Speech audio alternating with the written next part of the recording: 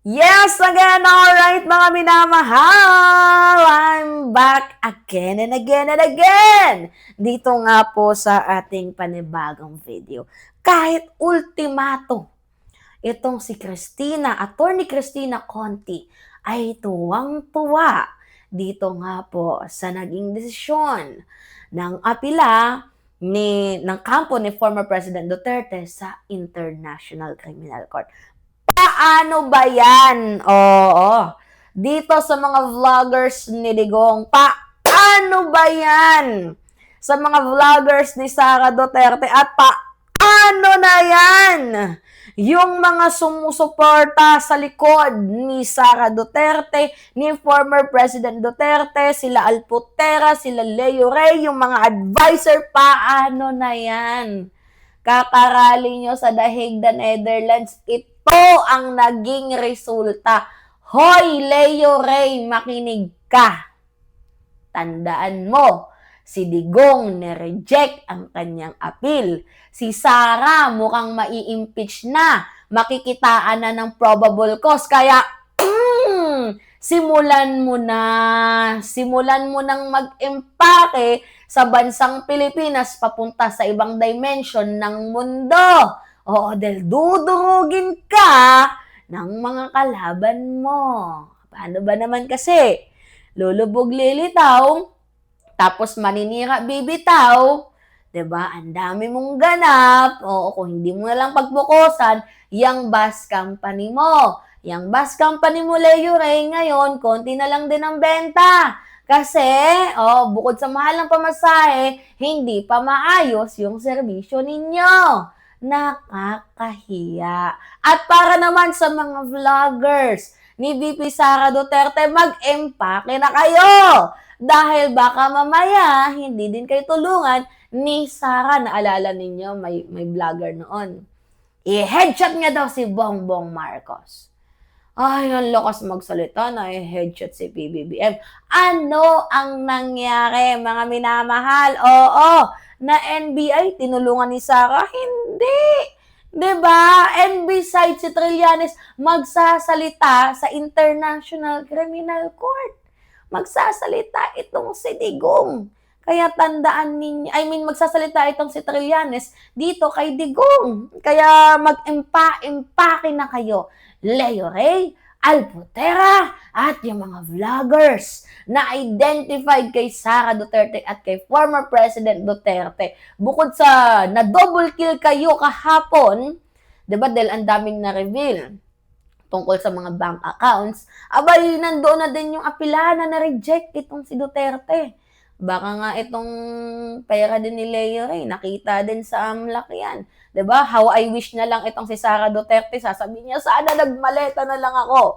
Sana hindi na lang ako gumamit ng kung ano-anong mga transaksyon sa bangko. Minaleta ko na lang sana para walang bahid ng dungis. Ganon sana yung naiisip niya. Dapat ginaya niya itong si Zaldico.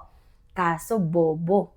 Tang-ina, nag-lawyer ka pero ang tanga mo. 'Di ba? Kaya para dito kay Leo Rey, imaleta nyo na lang yung ibibigay ninyo. Baka mamaya makuhaan pa kayo ng mga kung ano-anong transaction at mayari kayo. Aray mo. 'Di ba? Masakit 'yan. Makuhaan kayo ng ebidensya. Aray mo. 'Di ba, mga minamahal? But anyway, panoodin natin tong video ni Attorney Cristina Conti kung saan nandoon yung kanyang pagtawa.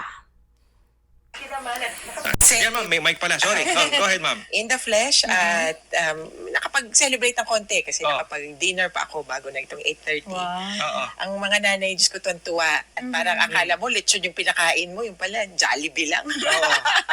Pero talaga kumakanguya. Yan, sarap. Pero alam mo, attorney, kitang-kita sa bukas ng mukha mo ngayon na parang naburutan ka rin ng tinik. Kahit paano dito sa ongoing na process ng ICC, di ba? Oo. Ma'am, ano ho ang reaction nyo na unanimously talagang ni-reject ho lahat ng apela ng dating Pangulo, ng kampo ng dating Pangulo? Go ahead, ma'am. Masaya, syempre. Pero note ko lang merong binabanggit si Lord Kid Panitse. Isa yung West na yung lalaki. Dissent. Yung isang dissent. Pero Anyway, papaliwanag ko na lang yan sa inyo. Ano ba ibig sabihin yan? Ang ang nangyari nung February, sa confirmation of charges, ang desisyon malalaman natin next week kung i-determine, kumbaga sa impeachment, kung may probable cause or wala para mag-proceed ang trial.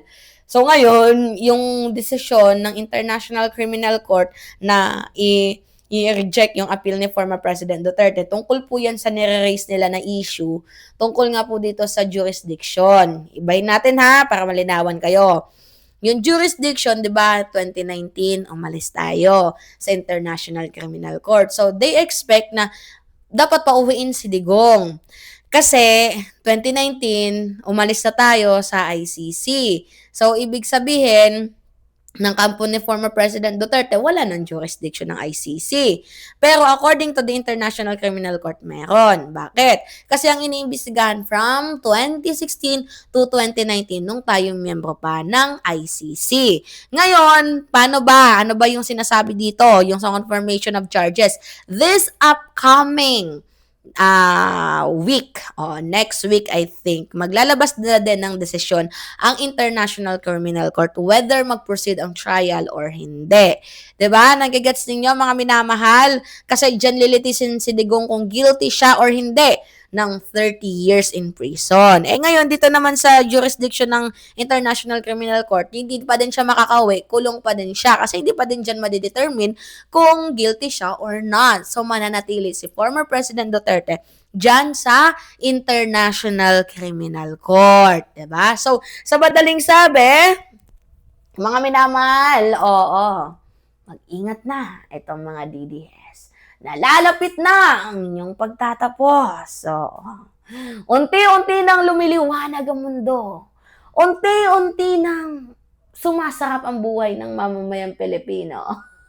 At nakakamit na natin ang buong hustisya, lalo pat I think sana magsalita na itong si Arturo Las Cañas, magsalita na itong si Edgar Matobato, itong mga biktima ng International Criminal Court, ng war on drugs, si former President Duterte, and I think baka si Trillanes sumama din dyan, mga minamahal. At bukod kay Trillanes, yung mga talagang real victims ng war on drugs, killing ni Digong, at maghanda ka na Bato de la Rosa at Senator Bongo. Oo, dahil baka kayo na yung next na mahuhuli ng ICC.